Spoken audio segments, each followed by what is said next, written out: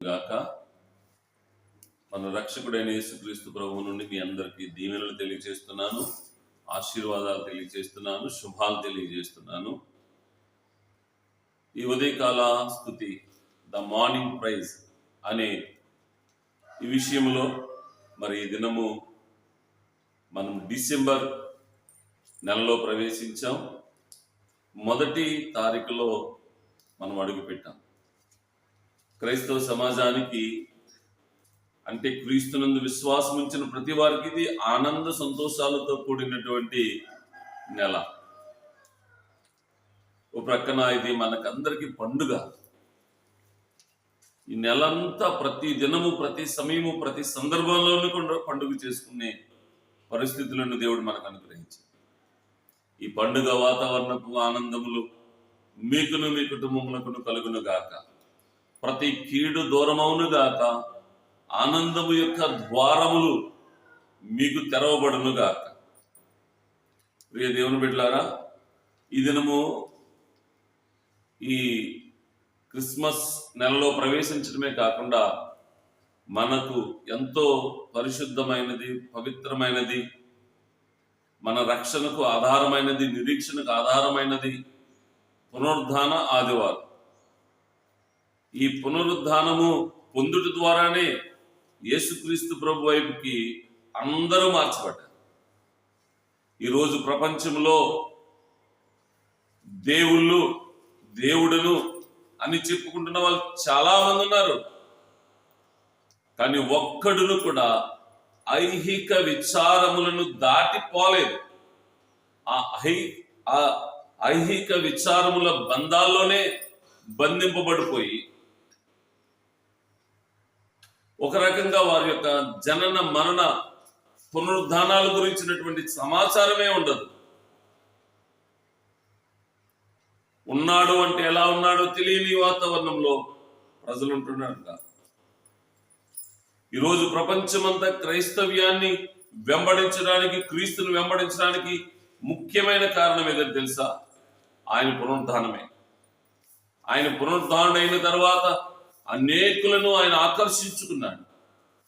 ప్రపంచమంతా ఆ పునరుద్ధాన శక్తి ప్రబలింది, వ్యాప్తి చెందింది. వారు పునరుద్ధానుడైన యేసును ప్రకటించుచున్నామని వారి యొక్క సువార్త ప్రకటన ప్రారంభమైంది. ఈరోజు ఈ పునరుద్ధాన ఆదివారపు ఆరాధన దినము. అంతేకాదు అనేక సంఘాలలో, మరి ఇక్కడ దహించు అగ్ని ప్రార్థనా మందిరం పెదపూడిలో కూడా ఈ మొదటి ఆదివారము మేము ప్రభు యొక్క సంస్కారపు భోజన కార్యక్రమాన్ని కూడా మేము ఆచరిస్తాము, జరిగిస్తాము. ఈరోజు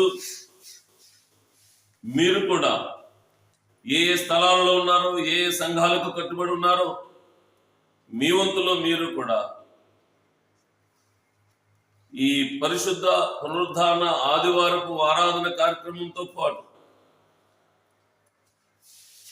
ప్రభు యొక్క పరిశుద్ధ భోజన కార్యక్రమంలోని కూడా ప్రవేశించాలని ప్రేమతో కోరుతున్నాను. ఈ రోజు నేను వాక్యాంశంలో నుంచి అపోస్తల కార్యాలు 2వ అధ్యాయంలో కొన్ని వచనాలు మనం ధ్యానించబోతున్నాం. అది కూడా తొందరగా 40వ వచనం, 2వ అధ్యాయము 40వ వచనం. ఇంకను అనేక విధములైన మాటలతో సాక్ష్యమిచ్చి మీరు మూర్ఖులకు ఈ తరం వారికి వేరే రక్షణ పొందుడని వారిని హెచ్చరించారు. కాబట్టి అతని వాక్యమును అంగీకరించిన వారు బాప్తిస్మము పొందిరి. ఆ దినమందు ఇంచుమించు 3000 మంది చేర్చబడింది. ప్రియ దేవుని బిడ్డలారా, నోవహు నీతిమంతుడు, యథార్థవంతుడు, లేదా తరంలో కృప పొందినవాడు అని ఏ రీతిగా రాయబడిందో, అలాగే ఈ తరములో ఈ 2000 సంవత్సరపు మొదటి దినములలో మూర్ఖులకు ఈ తరం వారికి వేరే రక్షణ పొందండి అని ప్రకటన చేయగా, అనగా పునరుద్ధానుడైన యేసుక్రీస్తు ప్రభువును వారు ప్రకటించగా అక్కడ అనేక మంది అంగీకరించి రక్షణ పొందారు. ఏం అంగీకరించంటే వాక్యమును అంగీకరించి. ఈరోజు చాలా మంది వాక్యం చదువుతున్నారు. ఖచ్చితంగా ఈ విషయంలో నేను వాక్యం తెలిసి బాప్తిసం పొందలేదు అని అంటే వారంత ఫూలిష్ ఇంకెవరూ లేరు. సంవత్సరం ఆలకింతాను, 2 సంవత్సరాలు ఆలకింతాను, ఇంకా బలపడాలి, ఆ తర్వాత నేను అంగీకరించాలి, ఆ తర్వాత నేను రక్షణ పొందాలనుకున్న వారంత ఫూలిష్ ఇంకెవరు లేరు. మరలా చెప్తున్నాను, నా వ్యక్తిగత సాక్ష్యం. నాకు బైబిల్ తెలియకుండానే, నేను వాక్యం అంతా చదవకుండానే దైవజనులు మాట్లాడుతున్న మాటలు నా హృదయంలో గుచ్చుకున్నాయి. వాక్యం తెలియలేదు, వాక్య మర్మం కూడా నాకు తెలియదు. కానీ ఆ దైవజనుడు, నిన్ను రక్షించుటకు యేసు పుట్టాడు, నువ్వు అంగీకరిస్తే రక్షించబడతావు అనే ఒక స్వరముతో నేను వెంటనే బాప్తిసం పొందాను. అందుకని నేను ఇంత ధైర్యంగా చెప్పగలుగుతాను. నువ్వు వాక్యంలో బలపడాలి, 6 నెలలు 6 సంవత్సరాలు, లేదా నువ్వు బలపడాలి అంటే నువ్వు బలపడాల్సింది ఇప్పుడు తెలిసిన వాక్యం విన్న వెంటనే నువ్వు అంగీకరించబడతావు. అంగీకరించబడగానే దేవుని కృప నీ మీదకి వస్తుంది. దేవుని కృప నీ మీదకి వచ్చిందంటే నువ్వు నీతి న్యాయాలు జరిగించడానికి ఇష్టపడతావు. దేవుని రాజ్య స్థాపనలో నువ్వు నిలబడగలుగుతావు. అయితే దీనిలో కూడా నేను చెప్పిన దానిలో కూడా రెండవ కోణం కూడా చెప్తాను. కొంతమంది ఆ రోజు మట్టుకు ఉద్రేకంతో తీసుకుంటున్నారేమో, ఆ తర్వాత నడిచే విధానంలో సరైన రీతిలో నడవడానికి వారికి మనసు పుట్టడం లేదు. అప్పుడు వారు ఏం చేస్తున్నారంటే బాప్తిస్మమునకు అవమానకరంగా వారి ప్రవర్తన ఉంటుంది. అలా ఉన్నవారి ప్రవర్తన చూడొద్దు.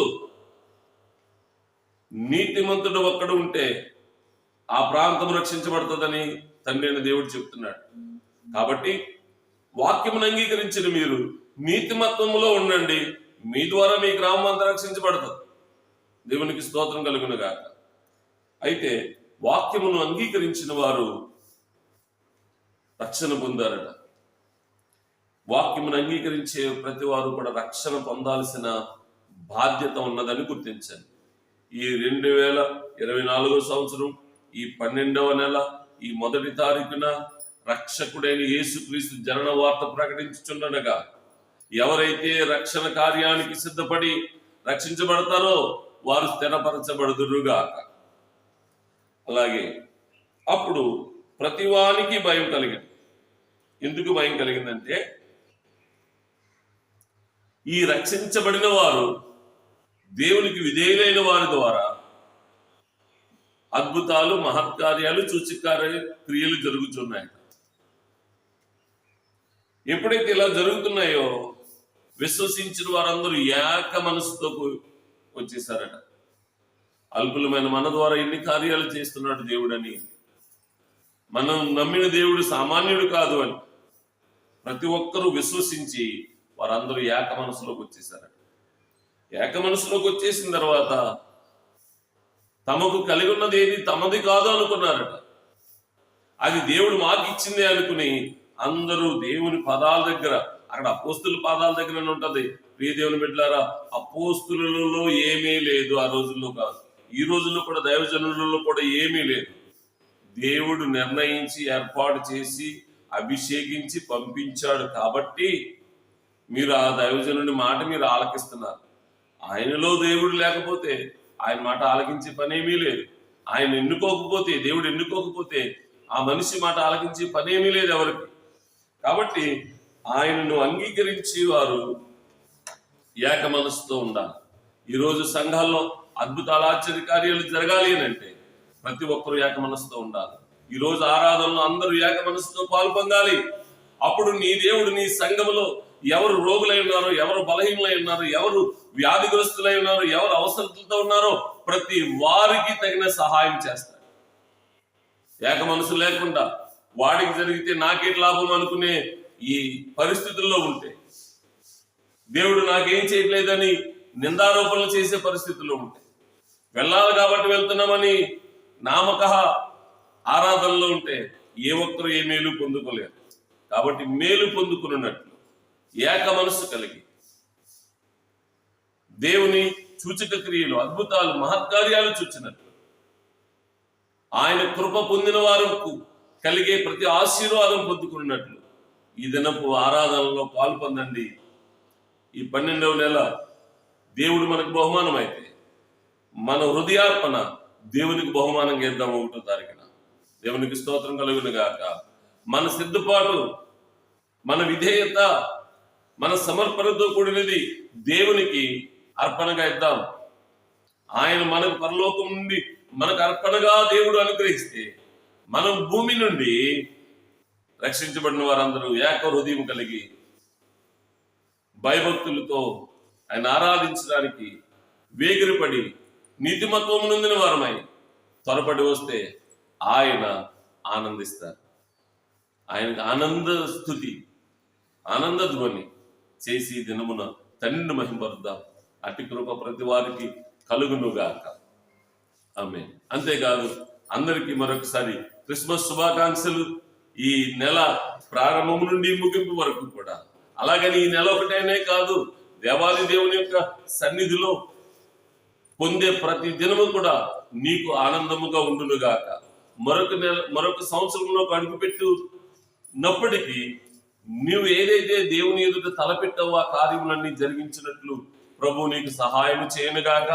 అలాగే నీవు జనవరి 1వ తారీఖున తీసుకున్న నిర్ణయాలు ఉన్నాయి కదా, ఈ చివరి నెలలోనైనా నువ్వు ఆ నిర్ణయాన్ని ఒకసారి గుర్తు చేసుకుని ఆ నిర్ణయంలో ఏదైనా ఫుల్ఫిల్ కాలేదేమో అది నువ్వు ఫుల్ఫిల్ చేయవలసిన అవసరత నీలోని కూడా ఉంది. కాబట్టి నీవు జాగ్రత్త పడు, ప్రభుని స్తుతించు. నూతనమైన సంవత్సరాన్ని పొందు వరకు కృప కలిగిన దేవుడు నీకు తోడుగా ఉండును గాక. Amen. Happy Christmas, merry Christmas. Happy Christmas, merry Christmas. ఆనంద క్రిస్మస్, సంతోష క్రిస్మస్. ఆనంద క్రిస్మస్, సంతోష క్రిస్మస్. సంతోష క్రిస్మస్. ఆనంద క్రిస్మస్. Happy Christmas.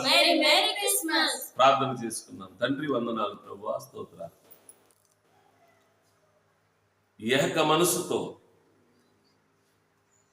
నీ ఎదుట లోబడే జీవితాలు, నీకు స్తుతి నైవేద్యం చేసే జీవితాలే ప్రభువా. ఈ దినమున అందరూ ఏక మనసుతో నీ సన్నిధిలో ఆరాధన చేయడానికి ఎవరి స్థలములలో, అలాగే ఈ పెదపూడి దహించు అగ్ని మందిరములో జరుగుతున్న ఆరాధనలో కూడా అందరూ ఏక మనసుతో పాల్గొంది అద్భుతాలు, మహత్కార్యాలు, సూచక్రియలు చూచుకున్నటకు, పొందుకున్నటకు సహాయం చేయాలి. మహిమ పొందాలి. ఈ నెల అంతా నీ సన్నిధిని తోడుగా ఉంచమని యేసయ్య నామాన్ని బట్టి వేడుకుంటున్నాను తండ్రి. ఆమేన్. God bless you all.